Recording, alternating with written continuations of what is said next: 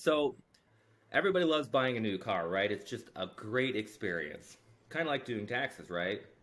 So all kidding aside, so what's more painful, like doing your taxes or buying a car? Yeah, so I wish it were as simple and easy as, from a consumer standpoint, saying to purchase a car, right? Someone's spending 10, 20, 30, 40,000 plus on a new purchase that's going to affect their everyday lives and home and their household. So you would think that something like that by now, we would have a really smooth process for and something that's very enjoyable to do when spending that much money.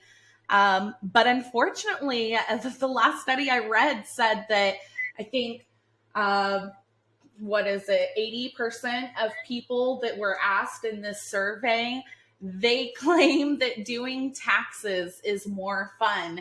And I believe it because most people get money back from that, right? And when you buy a new car, that value depreciates with time. So to me, it's a pretty simple question. Doing taxes currently is way better than buying a new car. So do you think that it's just because you get money back, or do you think there's something to be said about the process itself? Do you think people are so overwhelmed with the process of buying a car that they just don't enjoy it anymore?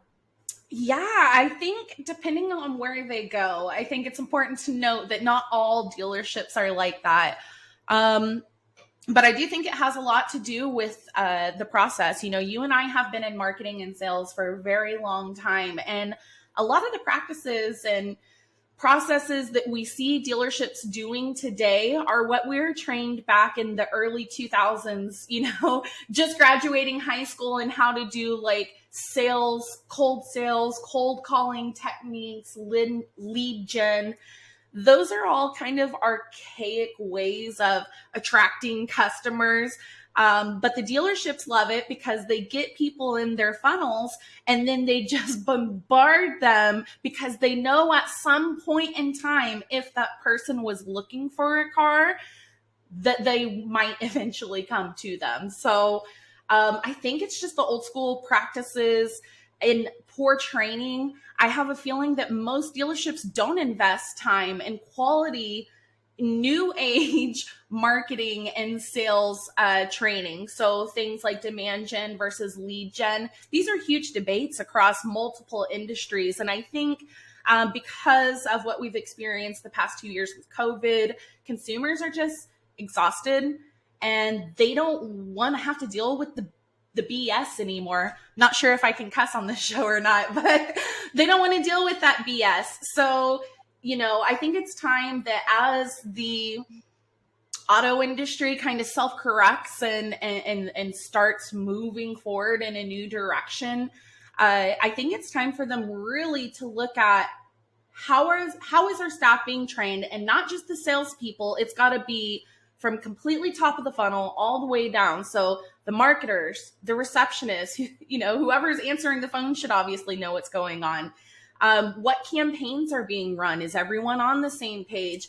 And then, of course, basic principles such as pricing transparency. Is it easy for anyone that answers the phone to be able to tell you what that car is listed for before a consumer has to drive all the way out to the dealership? Even more important would be the consumer shouldn't have to call the dealership. That should be listed online. Like right now, we're in a digital age. We're going to be here for a while. I think it's safe to say that we can list these vehicle prices online, and it makes the process so much easier for consumers. And I think a lot of dealerships are even finding that are really hitting the digital retail side hard. A majority of their clients are purchasing new vehicles without ever even stepping foot in that dealership. And that could be the direction that OEMs really push for, is a direct to consumer model, or something like that would completely eliminate dealerships. But I don't believe that is the best way for the automotive industry to move forward. I believe having a brick and mortar local place that I can go talk to professionals, I can go to get my car serviced. I do believe that that is the direction that should be headed, but these dealerships are going to have to change their new car purchasing process, and then their service department. But we'll leave that topic for another for another conversation. All right. So we went through a lot in there. I want to kind of break a few things down a little bit. So you talked about some of these kind of old school sales practices for those people that maybe are aware of it but aren't sure what to look for. What can they look for that that kind of scream old school and maybe run the other way? Well, for me and you and probably other people that have training, it's very easy to recognize. You can usually tell by the voice inflection and the contact. I don't know. That's a great question, Bryce. Thank you for asking that. I would say it sounds disingenuous. So if they're overly enthusiastic, like just, The old snake oil salesman. Yeah, I mean, that's what I immediately think of. Like, if they don't immediately answer your questions, like if you're asking them questions and they hesitate or they want to go get their manager, or if maybe you're really just not interested and you try to leave, they have to go get their manager. I've learned recently in a lot of cases they'll be fired if they don't go get that manager. And that's one complaint we have a lot of consumers talk about, is how they just wanted to leave and they had to go get their manager and then talk to them. But it's very cold. And when I say cold, I mean disingenuous. There's not a lot probably of eye contact. They seem overly excited, but then when you ask them questions, they're kind of slow to answer or hesitant in what they're going to say, anything that sounds rehearsed. But I would, for the consumer to really know, the first thing they should ask when they walk up to a vehicle that they're sincerely interested in is to look for the Monroney sticker. And if the salesperson starts getting very weird about that, they're probably hiding some sort of hidden markups or mandatory add-ons that might be listed as line items on their dealership sticker. So there's usually 2 different stickers on the car. And what I would do first off is I would walk straight to that sticker and ask them questions before anything, like even before really starting a conversation with them, if I'm there to see a specific car.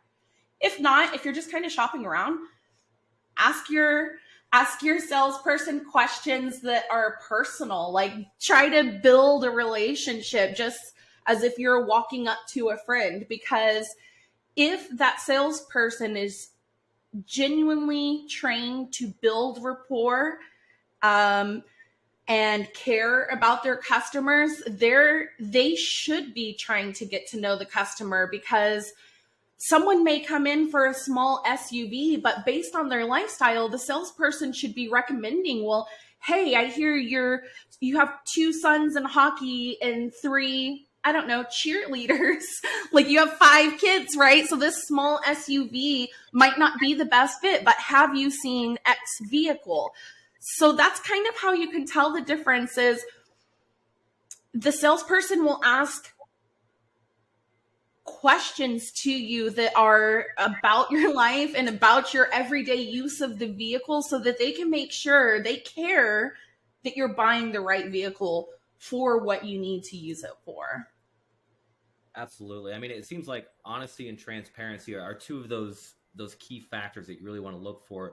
And I also think that holds especially true in pricing. You mentioned that oftentimes they'll have multiple prices. Some of them will have markups as well. Have you found any ways to kind of avoid those markups, or any tips that you can give on that? Yeah, so it really depends on the make and model, right? So we're seeing markups all over the place. The higher demand a vehicle is, the higher the markup is. And markups have always been a thing. But what's happening right now is that the everyday run of the mill, I mean, I hate to use the word hoopty, but like the very base model vehicles are now becoming out of reach for the average American, because they're becoming more and more expensive. I think the last study that I read was like $100,000 now is the average price of a normal vehicle. And, you know, someone who's making 30 to, let's say, even 60, maybe 75,000, if you're one couple that's two new vehicles possibly a year that you're paying that car note on, right? So it becomes unaffordable for the majority of Americans making less than 75,000 in their household. So my first tip would be do the math yourself. You can go online and Google, based on how much you make or based on how much you take home, what percentage should I be spending on a vehicle? And then use that as your budget. The second tip is, you know that budget, do not tell the salesperson. The salesperson will use that budget. They're trained to really say, "Oh, now I can upsell them on all these things," and you're taking away like your leverage in negotiations. So I would start off by saying, prep yourself, do due diligence, go to markups.org, check to see if that dealership has a history of markups that are posted. And even if not, look at the Google reviews. Like, how is their customer service? How does their service department get ranked? Because these are all things you're going to need in the future with that new vehicle that you will have to deal with. So due diligence first. Secondly, prepare yourself as far as knowing that it's okay to walk away, but then actually do it. So anything that happens from the time you walk in that dealership lot that makes you feel uncomfortable, makes you kind of question, or you feel like they're not explaining it clear enough for you to understand, like it should be layman terms. Like if I'm a 5-year-old, someone should be able to explain this well enough to me to where I understand it. And then my next question is, you know me, so you already know one of my mottos is, you don't know unless you ask. So ask about every single line item. If you're not sure what a markup is, if you're not sure what an add-on is, you don't even know how the price came about, you might not even really care. You just want to get the best deal that you can. You need to ask questions. Do not be scared to ask questions. If that salesperson starts getting annoyed with you because you're asking so many questions, leave. A good dealership should be proactively trying to help you and explain things well enough to where you have no questions. And then, you know, if not, walk away. There is a dealership that will be thankful that you're spending this money, that you chose their dealership. And if you're not being treated like you're dropping a high percentage of your income on this vehicle, then leave. There is literally a dealership down the street that might not do the same thing to you. Absolutely. So, I mean, with those tips, how closely would you say that relates to your own personal process when you're out shopping for a new vehicle? When we started working on markups and doing this, this whole project was based on new vehicles because those were just the most insane.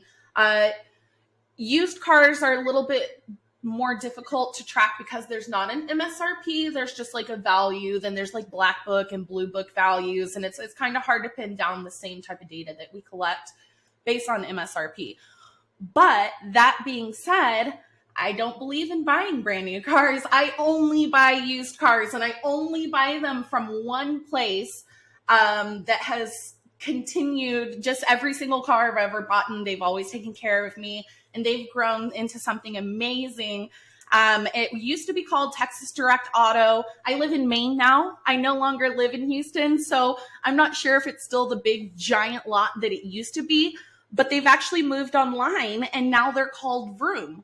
So the company Vroom will be where I buy my next car from. And that's because it's completely transparent. You can log online, you can find anything you need. And for the most part, I'll probably be able to buy my new to me, maybe a year or two old in retrospect, maybe 10 to 30,000 miles on it. I'll probably be able to buy it without even talking to a salesperson. And if I do talk to a salesperson at Vroom, I already know that they're going to truly and genuinely be trying to take care of me and what it is that I need to do, because all of my past experiences there in person have been so good that I trust that in them. New tips for new car shopping. My brother would tell you, since he's the one that came up with the whole Google Documents tracking this to begin with, this is how he shopped. My brother is like always trying to look for the ultimate deal, the best value for the money.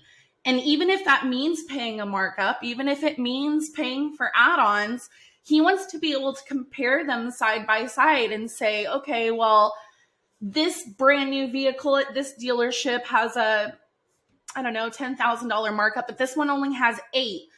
This one has an add-on. Like, he likes to be able to compare them side by side. And that's actually what brought us to the way that the data is listed on the site itself, to where you can see just at a glance everything right next to each other. Awesome. Thank you. To wrap it up, is there anything that you want to tell people how they can check out Markups to make sure that they're getting the best deal for their next vehicle? Yes. Obviously, from my point of view, right now, Markups is a free resource for people to check out. We do have memberships starting soon that will give people tricks and tips and what to look out for. I would say go to, in your due diligence phase that we talked about earlier, when you're doing the research, first look for the dealer, not the vehicle. Most vehicles that are new right now, you're having to order anyways. The odds of being able to drive off the lot that day are slim to none. So spend a little bit more time up front and find a dealer. We've made it super easy for you to see, based on crowdsourced data, people that are going into those dealerships, people that are calling those dealerships and getting the true markup value. We talk to these people every day, like seriously every day, 7 days a week. My brother and I are talking to people through our chat on our website, and they're telling us, hey, this dealership is advertising MSRP, but once I went there to pick it up, it was, $15,000 more. So go to Markups, find the dealership that you're thinking about going to, see if it's listed, and go from there. And more importantly is, if you use the website, contribute back. If you're shopping for a new car and you go look at Markups and we don't have a specific dealership listed, that just means that no one's been there or no one's submitted a listing on that dealership yet. So go there and share your information. We've made it super easy. There is typically about a week delay from when you post a listing. It does go under moderation and fact checking, and we do deep dive into each individual listing. So don't be surprised if you don't see your listing right away, but definitely go help contribute. But for your own sake and peace of mind and knowing that you're getting a good deal, we have so many zero markup dealerships listed on the website. Even some of the most highest commodity vehicles, we have several Hummers, EVs, F-150s, the Lightnings. There's all these cars that you see people talking about, like extremely high markups. Well, we have found several zero markups, like for real, not just fake advertising, not fake news, like they're real. We talked to the dealerships, we've talked to the consumers, we've written a few stories about some of their experiences. So do yourself the favor and check out markups.org to start with, and it'll save you a lot of heartache and hassle in the long run. All right, good deal. Thank you, Tiffany, for coming on the show and telling us a bit about markups and how to avoid them. If you guys are in your due diligence phase and out shopping for a vehicle, go ahead and check out markups.org. Make sure you are getting the best deal.